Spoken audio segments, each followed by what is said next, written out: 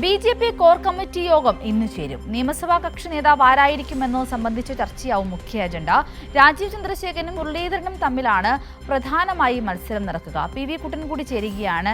കുട്ടൻ, ഇത്തവണ ബി.ജെ.പിയുടെ പ്രവർത്തനങ്ങൾക്ക് അല്ലെങ്കിൽ ബി.ജെ.പിക്ക് ഈ പറയുന്ന ചർച്ചകളിലൊക്കെ അവർ പങ്കെടുക്കുമ്പോൾ അതിന് വളരെ വലിയ തരത്തിലുള്ള പ്രാധാന്യമുണ്ട്. കാരണം ആദ്യത്തെ ഒരു രാജഗോപാലിന്റെ ഒരു സീറ്റിനപ്പുറം ഇപ്പോഴാദ്യമായിട്ടാണ് ഇവർക്ക് നിയമസഭയിൽ ഒരു ഇടം കിട്ടുന്നത്. അതുകൊണ്ട് തന്നെ അവർ ഇത് വളരെ വലിയ തരത്തിലുള്ള ആഘോഷമാക്കുവാനും അവരുടെ അജണ്ടകളൊക്കെ നടപ്പിലാക്കുവാനുമുള്ള സാധ്യത വളരെ വലുതാണ്. ഏത് തരത്തിലായിരിക്കും ഈ ഒരു ബി.ജെ.പി. കോർ കമ്മിറ്റിയിൽ അവർ ഇതൊക്കെ ഉന്നയിക്കുക? എന്തൊക്കെയാണ് നമ്മൾ പ്രതീക്ഷിക്കുന്നത്?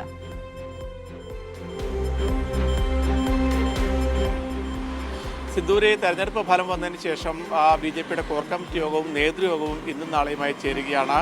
തെരഞ്ഞെടുപ്പിൻ്റെ ഫലം സംബന്ധിച്ചുള്ള പരിശോധനകളാണ് ഈ യോഗത്തിൻ്റെ മുഖ്യ അജണ്ട. ഇതിനകത്ത് ഏറ്റവും പ്രധാനപ്പെട്ട കാര്യം 3 സീറ്റുകൾ, സിന്ദൂരി ഇപ്പോൾ സൂചിപ്പിച്ചതുപോലെ തന്നെ 3 സീറ്റുകൾ ലഭിച്ചെങ്കിലും അതിനാനുപാതികമായി വോട്ട് ശതമാനത്തിൽ വർധനവുണ്ടാക്കാൻ വേണ്ടി ബി.ജെ.പിക്ക് സാധിച്ചിട്ടില്ല. അത് വലിയ വിമർശനമായി മുതിർന്ന നേതാക്കൾ പോലും ഉന്നയിക്കുന്നുണ്ട്. 2021 11% വോട്ട് ശതമാനം.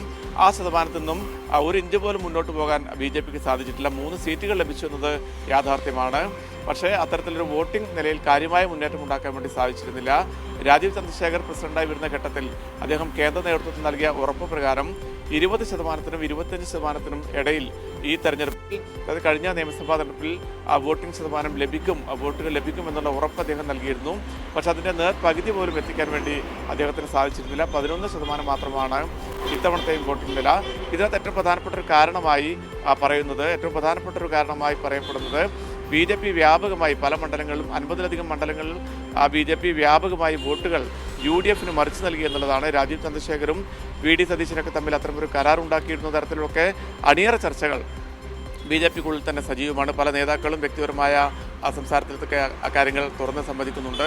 അങ്ങനെ പല കേന്ദ്രങ്ങളിലും ഇത്തരത്തിൽ വോട്ടുകൾ വ്യാപകമായി മറിച്ചു. അതോടൊപ്പം തന്നെ 2020 ഒക്കെ ധൃതിപ്പെട്ട് ഘടകകക്ഷിയാക്കി അവർക്ക് സ്റ്റാർ മണ്ഡലങ്ങൾ ഉൾപ്പെടെ ബി.ജെ.പിക്ക് സാധ്യതയുള്ള വലിയ മുന്നേറ്റമുണ്ടാക്കാൻ പറ്റുന്ന മണ്ഡലങ്ങൾ ഉൾപ്പെടെ 2020 നൽകിയിരുന്നു. പക്ഷേ അതൊക്കെ ആ പരീക്ഷണങ്ങളൊക്കെ പാഴായിപ്പോയി. 2020 മുന്നേറ്റമുണ്ടാക്കാൻ സാധിച്ചിട്ടില്ല. അത്തരത്തിൽ ധൃതിപ്പെട്ട് ഇത് ഘടകകക്ഷിയാക്കിയതും പ്രധാനപ്പെട്ട സീറ്റുകൾ നൽകിയതിനെതിരെയൊക്കെ വലിയ വിമർശനങ്ങൾ നേതാക്കൾ ഉയർത്തുന്നുണ്ട്. അതൊക്കെ ഇന്നത്തെ കോർ കമ്മിറ്റിയിലും നാളത്തെ നേതൃയോഗത്തിലും ഉയർന്നു വരുമോ എന്നുള്ളതാണ് നോക്കിക്കാണേണ്ടത്. അതോടൊപ്പം തന്നെ മറ്റൊരു പ്രധാനപ്പെട്ട കാര്യം, ഇന്നത്തെ യോഗത്തിൽ ചർച്ചയാവുന്ന ഏറ്റവും പ്രധാനപ്പെട്ട കാര്യം നിയമസഭാ കക്ഷി നേതാവ് ആര് എന്നതിനെ ചൊല്ലിയാണ്. നേരത്തെ രാജഗോപാൽ MLA ആയി ഉണ്ടായിരുന്നു. ഇപ്പോൾ 3 MLA-മാരാണ്. അത് രാജീവ് ചന്ദ്രശേഖരും വി. മുരളീധരനും തമ്മിലാണ് നിയമസഭാ കക്ഷി നേതാവ് തർക്കം തുടരുന്നത്. രാജീവ് ചന്ദ്രശേഖർ പറയുന്നത് സംസ്ഥാന പ്രസിഡന്റായ ഈ തെരഞ്ഞെടുപ്പിൽ 3 സീറ്റുകൾ ഉൾപ്പെടെ നേടാൻ സാധിച്ചതിൻ്റെ പശ്ചാത്തലത്തിൽ താൻ തന്നെ ആ പദവി വഹിക്കും. ഇതിൽ പാർട്ടിയിലൊരു 2 അധികാര കേന്ദ്രങ്ങൾ വേണ്ടതില്ല, സംസ്ഥാന പ്രസിഡന്റ് തന്നെ നിയമസഭാ കക്ഷി നേതാവായി വരും എന്നുള്ളതാണ് രാജീവ് ചന്ദ്രശേഖരും അദ്ദേഹത്തിൻ്റെ അനുയായികളും പറയുന്നത്. അതേസമയം വി. മുരളീധര പക്ഷം കെ. സുരേന്ദ്രൻ ഉൾപ്പെടെയുള്ള നേതാക്കൾ ഇന്ന് ഉന്നയിക്കാൻ പോകുന്ന പ്രധാനപ്പെട്ട വാദം എന്നുള്ളത് സംസ്ഥാന രാഷ്ട്രീയം മനസ്സിലാക്കുന്ന ആൾക്കാർ വേണം നിയമസഭയിൽ ഈ പാർട്ടിയെ നയിക്കുന്നതിന്. അതോടൊപ്പം തന്നെ ഒരാൾക്ക് ഒരു പദവി എന്ന ഒരു സംഘടനാ തത്വം കീഴ്വഴക്കം പാലിക്കപ്പെടുകയാണെങ്കിൽ രാജീവ് ചന്ദ്രശേഖർ ഇപ്പോൾ സംസ്ഥാന പ്രസിഡന്റാണ്. അതുകൊണ്ട് തന്നെ അദ്ദേഹം ആ പദവിയിൽ തുടരുക. നിയമസഭാ കക്ഷി നേതാവ് സ്ഥാനം വി. മുരളീധരൻ നൽകണം എന്നുള്ളതാണ് സുരേന്ദ്രപക്ഷത്തിൻ്റെ ആവശ്യം. ഇതുൾപ്പെടെ ഇന്നത്തെ യോഗത്തിൽ സജീവ ചർച്ചാ വിഷയമാകും.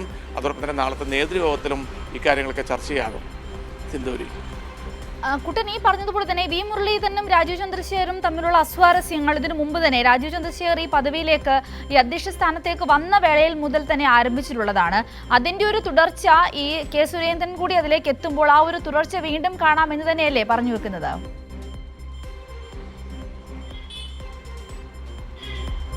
ഇതിനകത്ത് പ്രധാനപ്പെട്ട ഒരു കാര്യം എന്നുള്ളത് ഈ നിയമസഭാ കക്ഷി നേതാവ് ആരാകും എന്നത് സംബന്ധിച്ചുള്ള കാര്യങ്ങൾ തന്നെയാണ്.